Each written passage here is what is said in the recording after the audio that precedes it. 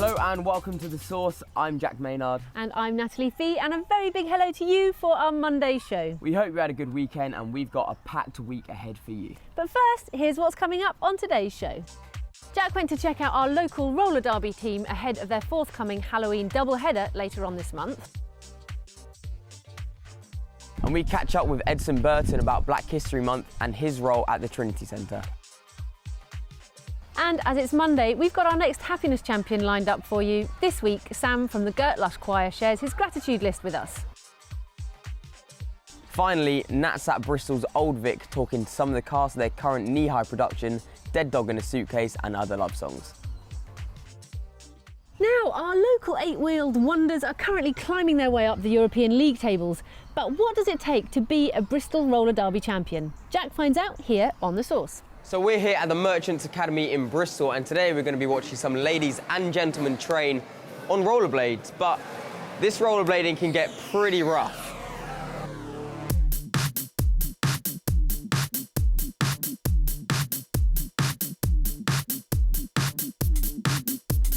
So now I'm going to have a chat with the team captain, Rosie. So Rosie, how are you? Yeah, very well, thank you. Good. Hard shaking you with all your pads on. I know, it makes it tricky. Ready for war. So obviously you're the team captain. Yes.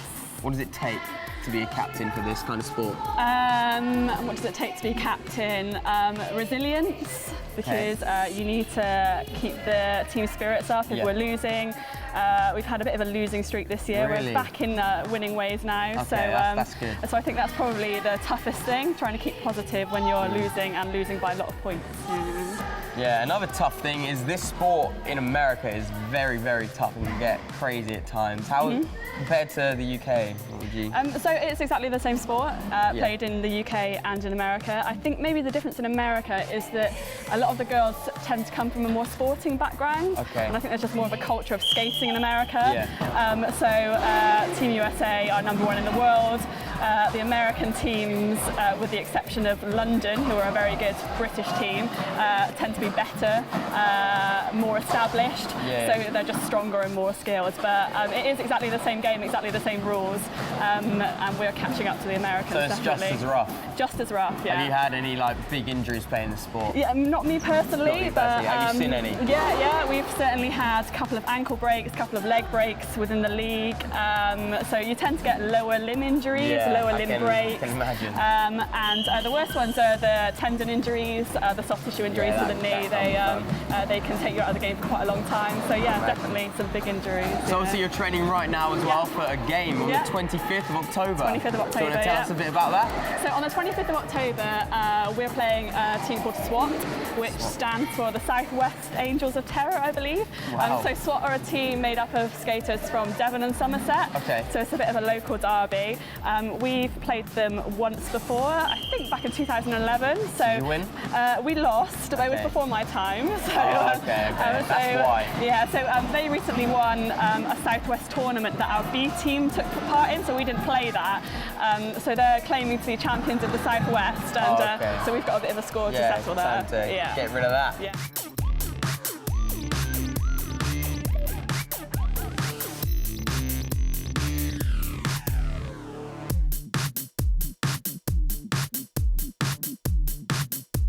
So now I'm here with Team Portugal's captain, Jessica da Silva, aka the Silver Surfer. Here she is. Hello. That was smooth, I like it. So, you're obviously captain of Team Portugal. How does that feel? Amazing. Yeah, it was a great honour. I just recently played with them in a European tournament. Okay, how did that go? It was really good experience. Where did you all sort of come? We came in 8th out of That's 8. not bad. Oh, okay. However, it's a very new sport in Portugal, a lot more than here. Okay, so how do the Portuguese players compare to these guys here? They're learning very, very fast. Yeah, and they're smaller in size but strong in will. So yeah, it's a very good team. So obviously we saw you've been coaching them today. What kind of stuff have you been teaching them? Basic skills to do with blocking, so plugging holes that we don't want our opponents to take, and learning how to stop effectively and making things slow down so we can stop our opponents and our our jammers who score the points can just go on through scoring. Also, 25th October, you guys are having a game. Are you all ready? Yes, really ready. We've been working really hard and getting our new strategies in, and we've been working on this for a few months now, so hopefully we'll nail it on Amazing. the 25th. Cool. So there we have it, guys. As I said, this game clearly gets pretty rough. So I've been Jack Maynard down here at the Bristol Roller Derby training. Don't forget to check out their game on the 25th of October. Brilliant stuff. And now don't forget to catch them at their next game at the SGS College Wise Campus in Filton this coming Saturday. Tickets are from bristolrollerderby.com. Now, as part of Black History Month, every day here on The Source, this week we're celebrating Bristol's month-long programme of events. Today we hear from playwright, poet and local historian Edson Burton, who we caught up with last week at the Trinity Centre in Old Market. My name's Edson Burton and this is the Trinity Centre in Old Market, Bristol. Black History Month for me means a chance to really explore some of the other aspects of my personal history, my personal story, that doesn't get a chance to be shown in the mainstream. It's a chance also for the people that I know and love who don't know that much about Black history, a chance for them to understand some of the things and the journeys that their Black friends are going through today. So we're celebrating Black History Month in Bristol through a broad range of events. At the Watershed, we're looking at Afrofuturism, which is Black sci-fi, magical realism, George Clinton, Sun Ra, those kind of acts and bands. It sounds grand, it sounds different, but actually it's that Black take and interpretation of sci-fi, which is part of the BFI Fear and Wonder season, which is the general sci-fi season. So there's a range of events going on at the Watershed, which I urge everyone to come and look and find out about. Also at Trinity, we've got a number of different events going on, including a screening of The Hot Steppers, a film about Lee Scratch Perry, and that's in association with the Watershed as well. We've also got events around Black soldiers and their contribution to World War I. This is the year where we're recognising the centenary of World War I and the sacrifice there. So we have an exhibition at the M-Shed called Moved by Conflict. It also looks about the impact of migration on people of African descent, amongst other peoples from around the world, as well as events by the African Voices Forum about Black World War I veterans and families and so on in particular. So there's a whole host of stuff going on which people just need to find out about, really, because it's not just history for people of African descent, Black people. It's a chance for people to understand the relationship between Black British history and British history. It's our shared history because of slavery, because of colonialism, because of the great journey this country's taken in terms of race and race relations. It's a chance for us to reflect on that and to also, I think, not just think about it as a grim and a time for anyone to feel sort of guilty about aspects of it, but just a chance to celebrate those great achievements in that journey, as well as reflect on some of the darker aspects as well.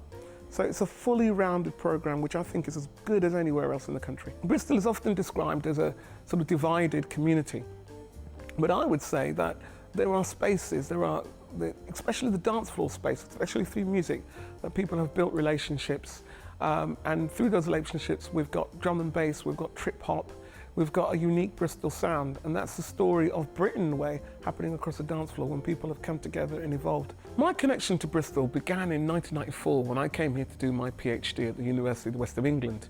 But since then, it's become much more than a city that I sort of visited with an idea at the time of going back to London. I think it might sound grand to say it, but I'm going to say I think I've fallen in love with Bristol. I first got involved with Black History Month when I was working at the Kumba project, which is an African Caribbean project in St Paul's. The project is still going, but since then I've kept in contact doing stuff for Black History Month. First of all, I was putting on events and also collating events alongside other workers at the Kumba project. Now, my role both at Trinity and as a freelancer is to sort of galvanise and contribute in many different ways because I feel it's so important. But then I was curating events, I was building links, because one of the things about being a university student who's working, as I was at the time, in the community context is that you were able to kind of put people together and network people and to create conversations that weren't happening. There was lots of goodwill from some of Bristol's institutions that have been long-standing, but they didn't know who to talk to and they didn't know where to go. And so with my situation, and I still use that today, what I try to do is link people together so that we can celebrate the month and we can think about different ways of moving conversations forward. Because I think one of the great things is there's a real willingness in Bristol for people to have these conversations, which in the past they feel a bit, oh, this is a bit awkward talking about race. But it's how we talk about it, and it's about trust, and it's about building relationships, and that's about people coming together. Thanks, Edson. What a gorgeous man. A great guy. Don't forget to say hello or send us your comments on Twitter or on Facebook, guys. We're on @MadeInBristolTV, #TheSource on Twitter, and facebook.com/MadeInBristolTelevision. So that's it for part 1. Join us after the break for your Monday dose of happiness vibes. And a chat with Knee High Theatre down at the Old Vic. See you soon. See you in a bit.